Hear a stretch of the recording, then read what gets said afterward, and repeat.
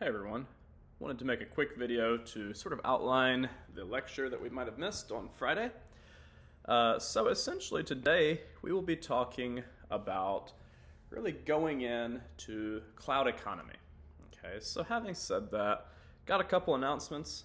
If you haven't already, make sure you've accessed the AWS course, make sure you've gotten started in there. Also make sure you've gotten signed up for Misters for this class. Don't forget to go ahead and do the first assignment and first quiz.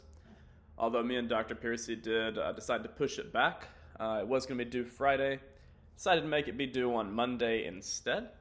So give you guys a little bit of extra time to knock that out. I understand some of you may lose power, stuff like that. So just to address any of that, we pushed those back. So last class we've talked about what exactly cloud computing is, and we talked about these four models of deployment: on-premise, infrastructure as a service, platform as a service, and software as a service. And the main takeaway that we had there was that for each of these different deployments, you're deploying the same stuff. It's just a matter of who's responsible for it. Is your company responsible for it, or is the cloud vendor responsible for it? So it's not a difference of what's being done, it's more of a difference of who's responsible. So having said that, I do want to kind of go through some common characteristics of cloud systems. Okay, so some of those include stuff like having on-demand and self-service. On-demand and self-service is a very important aspects to have for cloud computing, because what you have to remember is that you, an individual using cloud services, can't just walk down the hall to the cloud provider. Okay, you have to have a way of really doing the stuff you need to do. Maybe you want to get more cloud services. Maybe you want to be able to expand your capabilities. Maybe you want to shrink your capabilities. Maybe your company is slowing down in sales a little bit. You want to be able to adjust that. You can do that with on-demand self-service. There's no having to call up a support line to make changes. You don't have to, put them in writing, go through a ticket. You can just do it yourself. The next is that you have broad network access. By default, most cloud providers will let pretty much any traffic in. And that's both good and bad. Obviously, as a company, you'd want to limit that somehow. You'd want to not have, every single ounce of traffic coming into the system. You want to say, we'll allow this types of traffic and not this. And that's also possible. But by default, you can access cloud systems from anywhere. The next is resource pooling. Resource pooling says that different devices can be shared differently. Okay, so if you have one physical server, it can be used by 50, or that's just an arbitrary number. It can be used by a huge number of different instances at once, okay, because there's a fixed amount of computing capabilities that it has. That's true, but it's certainly capable of running more than one server installation at once. And that's where we get into stuff like virtualization that we'll talk about a little bit later. The next topic I want to cover is rapid elasticity. Okay, so with rapid elasticity, what's happening there is you're able to automatically adjust to demand. Okay, so that's something that's really beneficial to be able to do. Be able to go through and sort of adjust to the demand as needed, sort of ad hoc. And then lastly, you have the characteristic that it's a measured service. Now, what measured service means in this context is that it's utility-based billing. So whatever you use is what you're billed for. And that's really beneficial for a company to have that sort of measured service approach, because that means it's going to be cheaper, especially when you get into startup cost. So having said that, when you're actually deploying cloud systems, there's a handful of different deployment models you can choose from. Generally speaking, a cloud system is almost always going to be public cloud. What public cloud means is that the devices that your company is leasing use of, you're not owning them, you're just leasing the use of them, are also being leased by other companies. So in other words, if you have a server, if you have a switch, if you have a router, none of that stuff is dedicated to you, the client. It's shared. Now that might sound a little bit scary at first. You might say, well, I want my stuff to be dedicated to me. If you really feel that it must be dedicated to you, in other words, one server for one client, one switch for one client, that's a private cloud. A private cloud is typically about 10 times to 100 times more expensive than a public cloud is. So there's a huge increase in the cost associated. And the only difference is that you don't have any sort of other potential companies existing on the equipment that your company is using. That is not something that makes a difference. Thanks to virtualization, it is nearly impossible to break the virtualization even though you're on the same piece of hardware and get to what other virtualized servers are doing. It's nearly impossible to do that. Now, having said that, just because it's nearly impossible doesn't mean it is impossible. So, Department of Justice, Department of Defense, they both have private cloud contracts with both Amazon and Microsoft. And in those private cloud contracts, basically what they state is that you, as the provider, that is either Amazon or Microsoft, are going to be responsible for making sure that every single piece of hardware that is hosted by AWS or Microsoft Azure does not touch anything else. So no other company is using their hardware. It's dedicated to them as a client. Now you might say at a certain point, why would you do that? That's a good question. It's for security. You still want to have some of the benefits of cloud computing, although cost being one of the benefits you don't get. You get all the others. You get to really enjoy some outsourcing. Outsourcing is not some dirty word in business. Outsourcing, I tend to think about it being synonymous with efficiency. And the reason is because your company has one primary business activity. There's one thing that drives revenue for your company. That one thing, according to traditional sort of business theory, that is what your company should be spending efforts on. Not everything else. They should be focused on just that one thing that drives their revenue. So for the government, the cloud computing is not what they're selling. They're basically a government body. They're either doing defense or Department of Justice work, criminal stuff, all that sort of thing. I'm not saying the Department of Justice is criminal. I'm saying they're, prosecuting criminals is what I meant to say there. So they are going to be using the private cloud, okay, to get some of those benefits. Now let me say this. There is theoretically more security. Let me rephrase that. Everything kept equal except public versus private cloud. All the software that's being run, all the configuration for the software, if everything else is the same, the only difference is one is based in a public cloud environment, one is based in a private cloud environment. Theoretically, there's a tiny bit more security in the private cloud environment. But I will say this, there's not been one successful documented case, not one case, where virtualization has been broken that led to a big breach. Now, just because there hasn't been a documented case doesn't mean it hasn't happened. About 5 years ago, there were multiple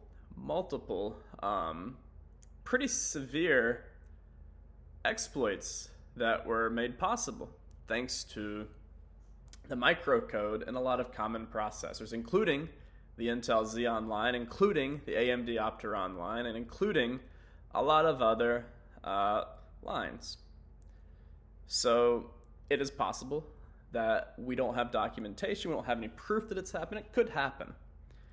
I wouldn't say it's a bad idea, I just would say financially, it's not probably a good idea. That's how I would probably choose to phrase that. So you have two other types of cloud listed there, though. These are a little bit less common terms to really see. That is to say, hybrid cloud. Word hybrid means combination of two or more. All that hybrid cloud is it's a combination of either public and private, maybe public and local infrastructure, just a combination of different deployment methods. And then lastly, you have community cloud. Now, community cloud is not a term I think you'll come across in industry. It's more of a theoretical term. We teach it in these certification programs and all that, but it's not really a widely used industry term. What it's for, though, is if you had maybe a conglomeration of companies in a specific industry, maybe a cartel, not like a drug cartel or anything, of course, but some sort of a economic cartel like OPEC or some of these other organizations kind of like that they want to have a community cloud that enables them to have some sort of shared resources within an industry, maybe within like a group, maybe a chamber of commerce even. I think that's pretty rare, but it's a term that AWS mentions. So we've already talked about these characteristics. What's really interesting here, though, is the discussion of looking at cloud computing as either an operating expenditure or a capital expenditure. So a capital expenditure is something that you pay up front. It's something that you have to seek the funding. You got to get maybe a loan, a bond, equity-based financing. You have to have some way of bringing cash in to pay for it up front. And that's like a building. If you buy a building, you maybe get a loan, you get a debt on it. But in contrast, you have operating expenditures. Operating expenditures are more of a pay-as-you-go type approach. So rather than having all of this infrastructure, having all of this expense paid for up front, you're instead going to pay as you go. And that can be very beneficial for several reasons. First of those is this. When you have a company, and let's say that you're growing rapidly, you basically have, on the absolute shortest possible path, you have between realizing, hey, we need to get more server equipment, and having the server equipment arrive and be ready to use, maybe 2 weeks. That's the absolute best case scenario. Because unlike a lot of desktop and laptop computers, servers are not necessarily just built and ready to go. They're often heavily customized. They're often not even made until they're ordered. So, with that perspective in mind, even if you stick with off-the-shelf stuff, it's not like you can go down to Best Buy and grab a couple server racks. That's not something they really sell there. So you just have to typically contact a salesperson. And the salesperson is going to have a back and forth. It's going to be a couple days to even get the proposal to you. And all that's to say that, this is a slow process. You have to go through the purchase order system. You have to get approval from finance. You have to do all these different things. Completely different when you have rented infrastructure, when you have cloud computing. It's a completely different model. No longer do you have that weeks and weeks to have the deliver. This can be instantly. This could be a matter of minutes. You go in, you select, hey, I want more infrastructure. And a lot of times you don't even have to go in and select you want more infrastructure. A lot of times what can happen is it can automatically scale to say that, hey, you need more, we're going to give you more. Okay? Take a look at this graph here. That's what this is showing. I think that's a black line. I'm not exactly the best with colors, but I'm pretty sure this black little stair step here, that is traditional hardware. And then you have your actual demand, and I think this purple or maybe mauve or some color like that. It kind of goes up and down and up and down. And what you notice is that there's often large gaps between the actual demand and what the capability is that you have. And then sometimes you notice like we have near the top there where it says unable to serve customers. Your capital expenditure that you spent was not enough for that time. Okay, and that means you're going to be turning away customers. That's not going to be a good thing. You're going to have decreased revenues as a result of that. So in contrast, you have this automated virtualization, which is always going to give you just a little bit more than you need. You might say, why does it give just a little bit more and not exactly what we need? Well, the simple reason for why it does that is because it still takes a couple minutes to be able to meet demand. So like to spin up a virtual instance of a server. It takes a couple minutes. So because of that, it can't just set the, what's available at exactly 100%. It has to be just a little bit higher. But notice how much closer it is to the actual demand than a capital expenditure would be at any given point.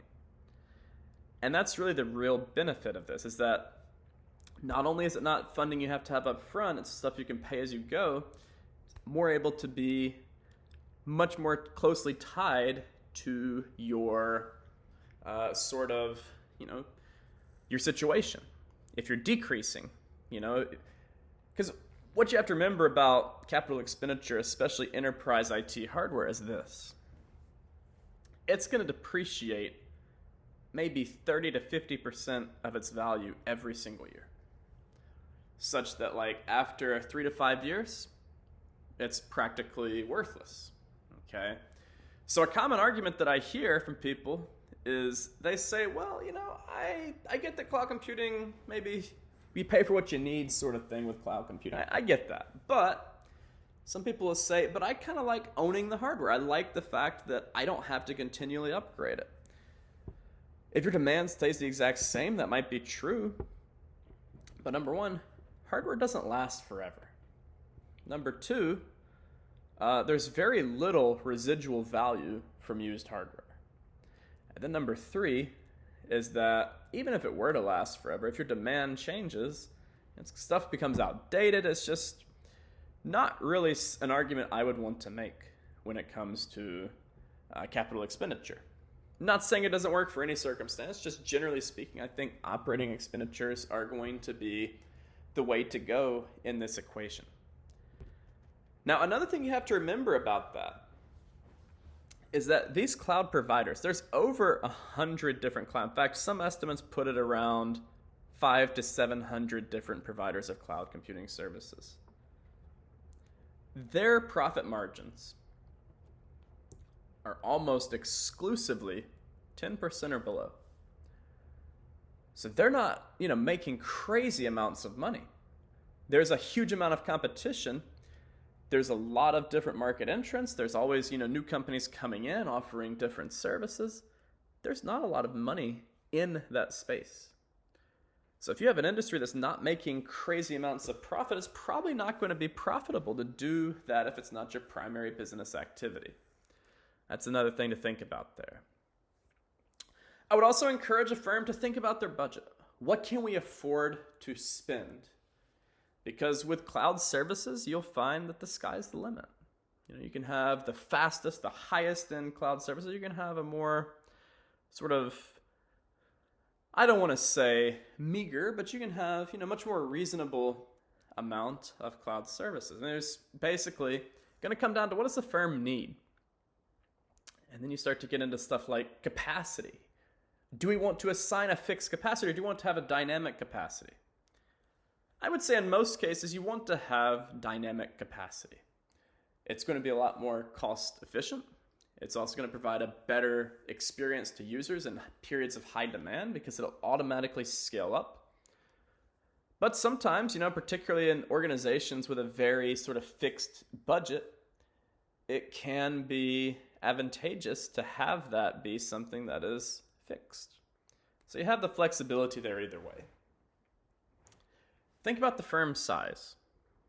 I just mentioned that the profit margins for these cloud computing providers are so small, less than 10%. That's not very large. But one thing to keep in mind is that we have economies of scale. And the larger the business is, the more likely it is that they might be able to save money by doing computing in-house. Particularly if you have a lot of locations, you can get some of those advantages that cloud providers can have, like having a geographically dispersed infrastructure. Unfortunately right now there's all sorts of natural disasters happening. There always are. And whenever a natural disaster affects an area, you hope that your data is not stored there. But if it is, chances are good that it's also stored somewhere else with a cloud provider. And if that's the case, then that means that you can still sort of maintain operations. So the larger your firm is, though, the more likely it is they have locations that are geographically dispersed. Also, the more likely it is they can benefit from those economies of scale. Because while the cloud providers aren't making money hand over fist with sub 10% profit margins, they are able to keep their expenses as low as possible by doing things like negotiating bulk contract with different hardware vendors, and really able to get as good of deals as they can, because these are large cloud providers. So think about the firm's size, think about what infrastructure the firm already has. A lot of times you'll go into a firm that's had local infrastructure for years and years and years, and they haven't had issues with it. If that is the case, if that is a firm that is comfortable with local infrastructure, it might make sense to just keep local infrastructure. But particularly for newer firms that don't have existing local infrastructure, the space requirements, the energy requirements, all of the maintenance requirements, the hardware requirements, it's just so expensive. So I think a lot of times it's going to make sense to have it cloud managed.